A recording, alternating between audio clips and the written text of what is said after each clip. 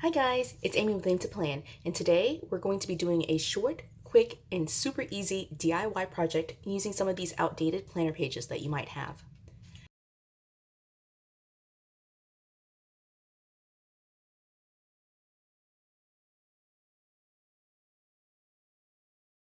So if you're anything like me, you ended up buying a lot of student planners when they go on discount. And so I have years worth of outdated pages and I just won't be able to use all of them. I have been trying to destash some of them, but I still have a ton left. And so what I'm going to be doing is putting together a very simple calendar using some of these pages and just trying to use up some of the supplies that I have. So my inspiration for this are these kind of desk calendars that the Happy Planner has released.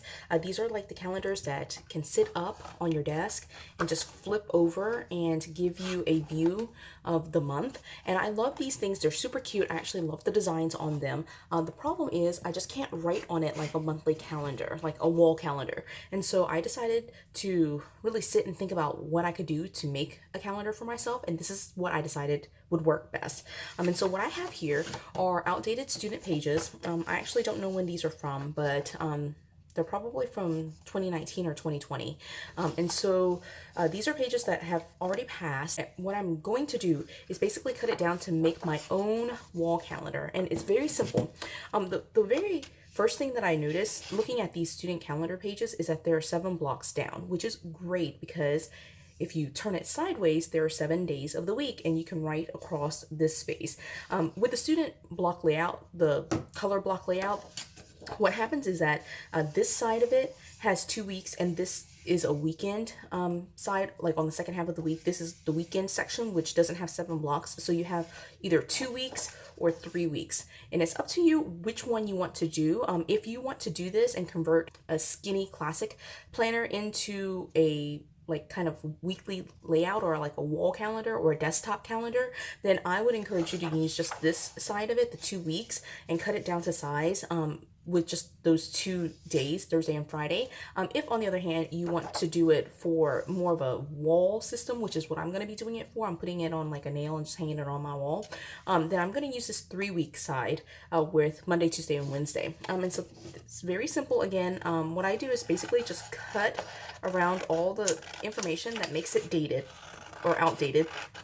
And so that would be this monthly stuff, all the dates up here, and then all this stuff right here that makes it, just the extra stuff that you get on the sidebar.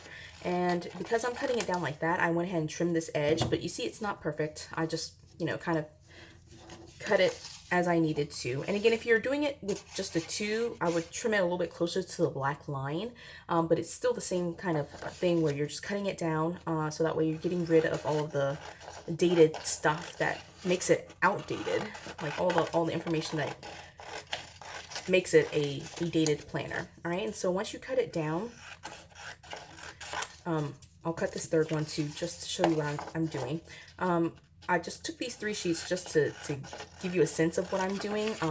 But one of the things that I have been doing since I've been using the system is just making a new page every week, which is, again, really awesome to use up all of these planner pages. But also it's just really helpful because things change so frequently. So this is a good kind of pre-planning method for me. I actually like to write things down just straight on paper, and using Post-it notes, things like that is a little bit harder for me to keep up with. My sticky notes might fall out of my planner. That has happened before and I've forgotten some things. And so this is good for me just to have it written down. All right. And so I cut it and I didn't use the 3-week version of it where it's going to be going 7 weeks across with 3 weeks down. But again, if you're going to do the other side, you can cut it to this size if you want to, or you can trim off this last box right here and put it into a skinny classic planner like cover. So that's pretty much it in terms of trimming it down, and then the rest of it is just dating it and doing all that fun stuff. So today is the end of a week, and so I'm going to actually start this for next week, which is starting on the 14th, and I like to date it with a Monday start, and so it will be 14 and just dating it through. Now I won't date every single page, and in fact I won't date all the way down. I'm just going to date until the 30th, which is the end of September, 27th. And I'll stop there. When I move to the next page, I will leave a gap. So there'll be a little bit of a gap, and that's how I kind of indicate to myself that it's the beginning of a new month. And then I'll just create a new page, and a page might just have 1 week on it. It won't have 1 week, it'll have 2 weeks on it, or it'll have 1 week here. So when I move it up, September 28th, 29th, 30th, and then October 1st, 2nd, 3rd, 4th, like will be way down here with a gap in the middle. And so that's pretty much it. And then how I set up, like one of the ways I can set this up is setting it up like on my desk. And so I brought just random covers here. I actually have this cover and it doesn't really match the rings that I brought with it. I just grabbed some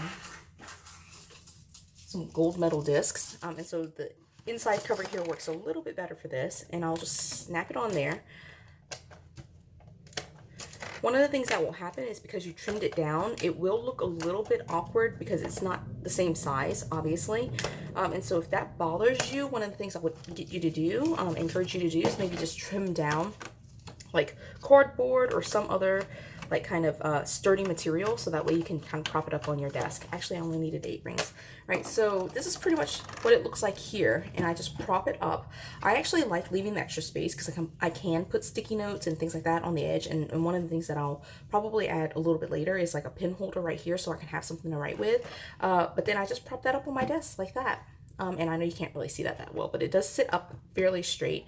If it starts falling over, one of the things that you can do is tape the cover, so that way it doesn't flap open like this, and just tape it so that way it leaves however much of a gap you want. All right, and so I would say just put it on your desk for a little bit and see what height or like what angle you want it on, and then you can tape it down so that way you have a better idea of like what works best for you.